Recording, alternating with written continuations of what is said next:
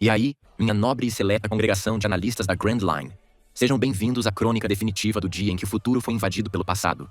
Um dia de genialidade e brutalidade colidindo em uma ilha de maravilhas.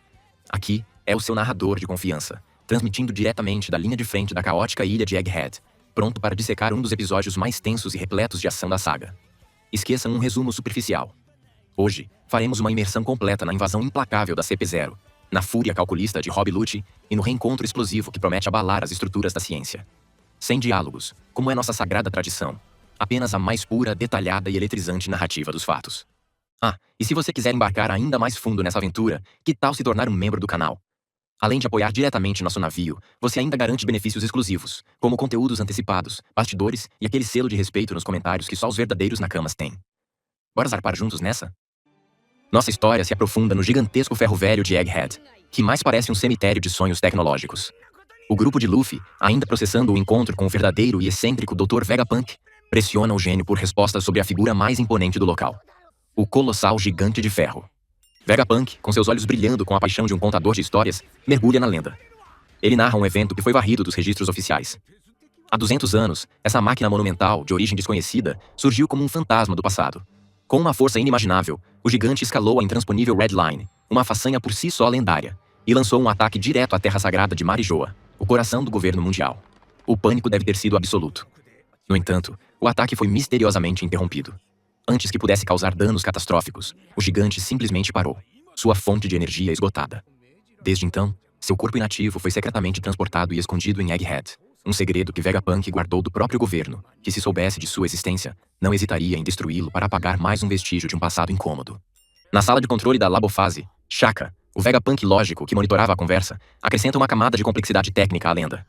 Ele revela que o imponente Vega Force 01, o robô de defesa da ilha, foi projetado com base na estrutura e na engenharia do gigante de ferro. Foi uma tentativa de replicar sua glória. Contudo, apesar de todo o seu intelecto, Shaka admite sua maior falha. Ele nunca conseguiu compreender ou replicar a fonte de energia do robô antigo. Era uma forma de poder desconhecida, aparentemente infinita e limpa, uma tecnologia perdida que superava em muito qualquer coisa que a ciência moderna pudesse conceber. A chave para um futuro de energia ilimitada estava ali, enferrujando, um paradoxo silencioso no lixão do futuro. Enquanto os segredos do passado eram desvendados, uma ameaça muito real do presente cortava as águas em direção a Egghead.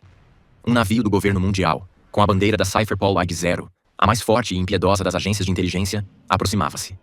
No convés, a silhueta de Rob Lucci, com seu pombo de estimação no ombro, era um presságio de morte. Com a arrogância de quem se sabe acima da lei, ele exigiu permissão para atracar. A recusa, vinda dos sistemas automatizados da ilha, foi recebida com desdém. A resposta de Lucci foi imediata, uma demonstração de força para intimidar. Ele ordenou que os canhões do navio abrissem fogo, não contra a ilha, mas contra Sea Beast Weapons, as criaturas marinhas ciborgues que serviam como primeira linha de defesa. A mensagem era clara. A resistência era inútil. Na sala de controle, Shaka observou a agressão com uma calma fria. Ele iniciou os protocolos de defesa, determinado a repelir os assassinos e negar-lhes a entrada a qualquer custo.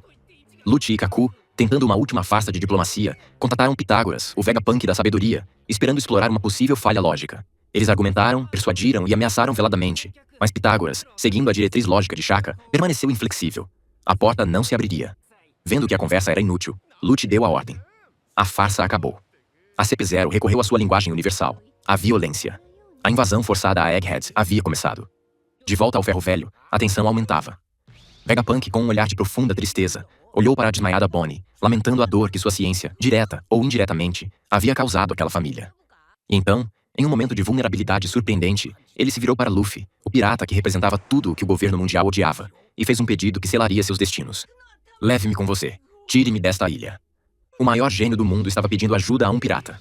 Ele então revelou seu sonho mais profundo, a ambição utópica que o movia. Não era criar armas ou dominar o mundo, mas sim fornecer energia infinita e gratuita para toda a humanidade. Ele teorizava que tal avanço erradicaria a fonte da maioria das guerras, a disputa por recursos energéticos finitos. E ele havia descoberto a chave para esse sonho. A mesma energia antiga e misteriosa que um dia alimentou o gigante de ferro. Mas essa busca o colocou em rota de colisão direta com o maior tabu do governo mundial. O robô e sua fonte de energia estavam conectados ao século perdido. Ao estudar essa tecnologia proibida, Vegapunk assinou sua própria sentença de morte. Ele se tornou um alvo prioritário, um homem cujo conhecimento era perigoso demais para continuar existindo. A CP0 não estava ali para negociar, estava ali para assassiná-lo. No exato momento em que ele proferia essas palavras, o som de uma explosão distante ecoou pela ilha, um lembrete violento de que a caçada havia começado. O tempo de Vegapunk em seu paraíso tecnológico estava se esgotando rapidamente. Longe do caos de Egghead, em uma cena que adiciona uma camada de mistério e urgência a toda a situação, somos levados ao reino de Kamabaka, a base de operações do Exército Revolucionário. Lá, o corpo ciborgue de Bartholomew Kuma, uma marionete sem mente sob o controle da Marinha, estava passando por reparos. Lindbergh, o brilhante inventor dos revolucionários, analisava a complexa maquinaria do ex-corsário, talvez buscando uma forma de reverter o processo. De repente, o inexplicável aconteceu. Os olhos de Kuma, antes opacos e vazios como os de um boneco, ganharam um brilho súbito e intenso. Não era um brilho de consciência, mas de um instinto profundo e avassalador.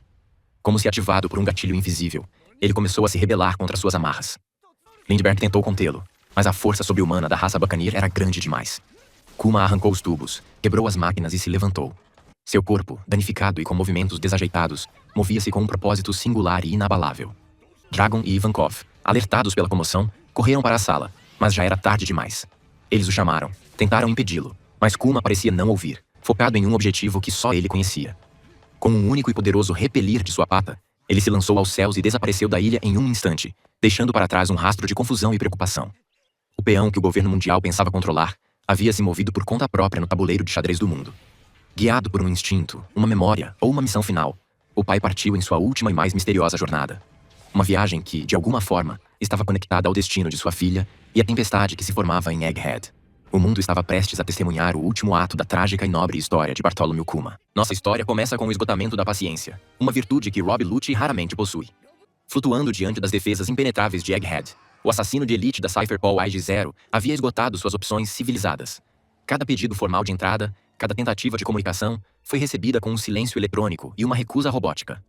Para um homem como Lucci, cuja principal forma de argumentação é a força esmagadora, a conversa havia se tornado um obstáculo. Era hora de criar sua própria porta de entrada. Com uma frieza que só os mais letais agentes do governo mundial conseguem exibir, ele deu a ordem. Não era um plano sutil. Era uma declaração de poder. Uma demonstração de que as regras do mundo exterior não se aplicavam a eles. Ele comandou seus agentes a abandonarem o navio do governo, sua única rota de fuga e um símbolo da autoridade que representavam. Em um piscar de olhos, S-Bear, o serafim com a aparência de um jovem Bartholomew Kuma, tornou-se a chave mestra da invasão.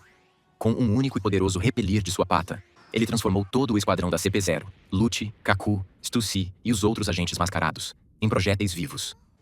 Eles foram lançados em um arco preciso sobre as defesas marinhas, aterrissando com um impacto calculado na fabiriofase, a camada inferior e industrial da ilha.